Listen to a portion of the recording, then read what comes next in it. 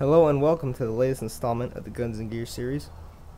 Finally doing the review on the JLS Beretta RX-4 Storm Hurricane Battle Rifle, my favorite and my first AEG in the arsenal. Now I'm going to go into a little bit of detail on this gun and why I bought it. Originally I wanted to get an AEG after seeing my friend's AK, good, I guess entry level, since this is sort of entry level. And I saw this online and I said, wow, that's a lot more unique than a typical M4 or a typical AK. So I really wanted this gun a lot. And that was the first time I saw it was online. The only other gun that looked slightly close to this, since I couldn't afford this of course, was a gun called the Night Prowler from Crosman. The Night Prowler from Crosman is modeled after a CX-4, and this is the RX-4, all in the Beretta family. So I wanted to get that Night Prowler and I didn't get it, and eventually I got this, so I was pretty happy about that. Now you already heard the full name of this gun, but for short I like to call it the JLS Beretta. If you needed to call it by its real name, RX-4 Storm. And it is made by Beretta in real life, or Bellini. Airsoft, the company that makes this, is called JLS. They were the first company to actually make an F2000 in Airsoft, but it turned out to kind of suck. This is pretty much JLS Beretta, or I mean JLS's only good gun. It's a JLS. This is a really good gun for a Chinese clone company. Now the only places I've seen this at is where I got it, Airsplat, and Evike had this a long time ago, but they're out of stock and I don't think they're gonna have any more. But Airsplat is really the only place that has this. I bought it originally for $150. Right now on Airsplat the price is $186.99. A few months after I bought this gun, they actually raised the price because it got a little popular around then, and more people tried to buy it, so the smart thing to do is to raise the prices, so I got lucky with this one. I'm going to get all my tech specs off Airsplat, and just to note that Airsplat has a full-length review on this gun, like a really long, really good review on this gun, and they go into a lot of detail. I'm not going to use all the reviews notes. I'm just going to say the specs that the website gave me. Oh, and it also got a 5 stars. So the velocity on this gun is in stock, a little bit changed in the internals that I did to it. The stock FPS is 360 FPS with, I guess, yeah, 20 grams. The range is 150 feet to 170 feet. That lowered a lot when I changed the, well, not really, when the spring wore out. My fault though. And that's pretty much all the specs they have. I mean, there's other stuff about what comes with it, but I could just tell you on my own. So the battery it comes with is this cheap Chinese battery. I really hate it. It's always sucked, and the connectors are pretty bad. There's actually a buildup of carbon on that, so I'm going to switch this to Dean's on the gun itself and use the LiPo that came with the FN. But here's the battery it came with. Chinese battery. It came with a wall charger, which always worked. I always timed it pretty well. And let me just read off camera for a second. It's 11,000 milliamps, 1.2 volt nickel hydrate battery. I don't like these anymore. I used to use these a lot. Now I'm switching to LiPo. I don't care if it wears out my gears. I could always get new ones. It's worth the risk for that really high really high rate of fire. It came with this glued on. Just boil this in a pot of water and twist it off. It's a birdcage style. It's alright. I'd recommend getting a steel one for this, but I'll talk about the threads later on. It also came with this winding high cap. It's I guess tin. Hold on. Now this is steel. It's in a gunmetal gray color. It's pretty nice. The plastic, well, no, that's metal. The plastic is kind of cheap, but I've never experienced any problems with it. One problem is that the screw came out. The part that holds in the screw broke, so this comes out a lot. I don't use high caps anymore. I kind of hate them. You know how high caps work. I don't need to explain this again, but that is the mag. No treads in the bottom, nothing like that. Just the metal mag, steel. But as you can see down there, I got the plastic made caps. To note really quickly, these E-mags do not fit in the gun. I had to modify them, and it turned out I modified it a lot more than I needed to. Really, the only part that needs to be modified on The only part that needs to be modified on a high cap is this part, and if you got an E-mag, you gotta cut this, and I don't really think I had to do that. I kind of ruined this mag in the process. But you need to do the F2000 mod if you know about it, since the gearbox has a part right here. So do the F2000 mod to use mid caps. A little more about it in real life. This is only sold to the civilian market. It's an Italian weapon made by Beretta or Bellini. Like I said, it shoots a 223 or a 5.56. The only games it was featured in was AVA, Crossfire, and Ghost Recon.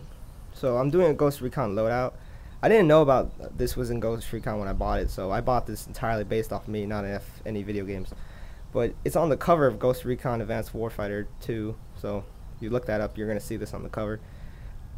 And yeah, so I'm going to use this as my primary for that loadout, so it'll be kind of cool. Alright, so I'm going to start the review starting from the barrel to the stock. I'm going to do externals and quality, build quality, all that good stuff, features, and then I'll just talk about the internals. It came in a plain cardboard brown box. It had styrofoam cutouts, of course, and it had everything neatly packaged. It didn't come wrapped or anything, but it was okay. And the charging handle actually poked a hole in the styrofoam, so note that. The charging handle always juts out from the side like most guns, so I choose to lay it on the left side of the gun to keep the charging handle from breaking. The charging handle is just for show. It does cock to reveal hop up, but not a lot, so it's kind of unrealistic. But I'll go over that when we get into the externals. Now that I'm holding the gun, I'll go over that this is a 6 to 8 pound gun depending on your battery. Any attachments, of course, is going to make this thing weigh a lot, but it's already pretty heavy, about a little more than an M4. But let's go into the barrel to the stock. Okay, so we're looking at the barrel right now. The threads on the barrel are actually stripped. I took the flash hider off. I think this happens every time you take it off this gun, that they strip. I have to get it re-threaded so I can fit my silencer, and I want to buy flash hiders for this and the F2000. The entire barrel stays the same size, and it goes all the way through the gun to about here. It is made out of steel, so this is a really heavy part of the gun. It's made out of steel. It's a really heavy part of the gun, and it's got a nice color to it, like a real gun almost. See the style of the painting, or this could be naturally happen since it's steel. I don't know. It's pretty nice. The whole front handguard is actually held on by this barrel nut.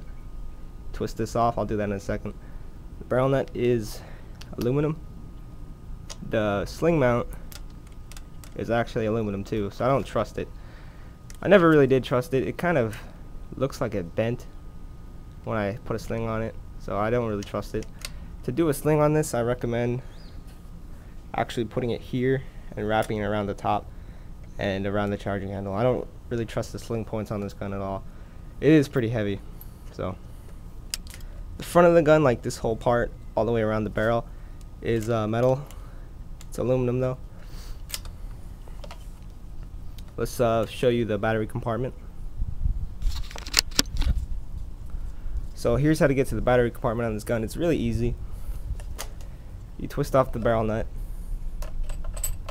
Well, this has a more specific name for it, but I'm just going to call it that. I heard someone else call it that. And you grab the foregrip and the whole thing comes off. So here's your storage compartment. It may look ginormous, but you really can only fit the battery I showed you and lipos along that size. Nunchucks don't fit, and neither do the really big 8.4s. They don't fit in here either. Here you get a look at that long full steel barrel I was telling you about. Made out of steel. So this is one of the heaviest points of the gun, like I said. Here's the Tamiya connectors. I'm going to put Deans in it. Pretty long wires. You could just stuff them in this hole. There's nothing in this part of the gun. And here's your fuse, long type fuse. And the wires are pretty thick, and they're alright. But the Tamiya, oh wait, the Tamiya is actually kind of burnt, some carbon buildup on there, so gonna get that Deans. Put it back on. You just slip it in, make sure it goes to that hole in the front, make sure all the wires are in, and put it in. Oh, and I should probably note this. To start disassembling this gun, you punch out this pin, and the upper receiver should slide out from the lower receiver. But I'll get into internal details once I talk about that. How to take this gun apart. It's a pain in the ass. I'll say that much.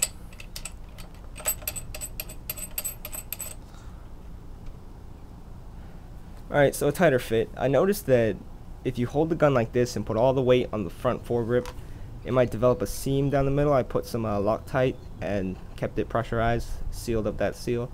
But any part you don't think, well, this gun is kind of a split gun. It's a good split, but it's a two-piece. Just stick to the strong points like the handle and the body. These are the strong points of the weapon, because this is a pretty heavy gun. You don't want to put any point on this gun with 9 pounds of pressure. So the front of the gun. Front of the gun is very unique. You got a tri-rail. This one, that one, and this one. Plus you got a full length rail on top. Unlike the real RX-4, the front rail here is missing. It's only the back rail. The rails are all metal. These two rails are metal. I think they're aluminum. Yeah, they're aluminum. Top rail's aluminum. The bottom rail is part of this thing, so it's also plastic. Trustworthy though. Really strong ABS. The front handguard is ABS or nylon fiber. Yeah, this is ABS actually. The foregrip for some reason is kind of a shinier color than the rest of the gun. This is, I think, nylon fiber. Kind of like the combat machines, only this is actually better than a combat machine, and it's texturized. So just like the real gun, there's exhaust ports here to cool down the barrel, just like on an FN 2000. It's got this long groove here, so you can put your thumb there, and then rest your other fingers in there. So it's a really nice design. It's actually really comfortable. Or if you really wanted to, you could hold it from here. This is also very comfortable, and that's how they hold it in some of the video games I've seen. The front sight already being a very cool, unique look. It is adjusted by spinning this up and down. This raises the notch higher and lower. It's what you aim with in this gun. And there's posts on each side to protect the sight from moving around. It's a really cool design. I think this part right here is metal. The sight is metal. Get my magnet out. I don't really know if it's steel. I'm guessing it is, this front side. And it can twist all the way out, but be careful, there's a ball bearing in there. The rails are held on by screws. That's how all rails are held on. It's got a grayish color to it. Oh shit. There goes my thing. Alright. So if you can notice, all the plastic has texturing to it. Really nice texturing. It's pretty good. This is mostly more textured at the bottom where your hand goes. It extends all the way to here, all texturized. You notice it's kind of scratching, but I've had this gun for 4 years, I think, maybe 5. So, a bit of character.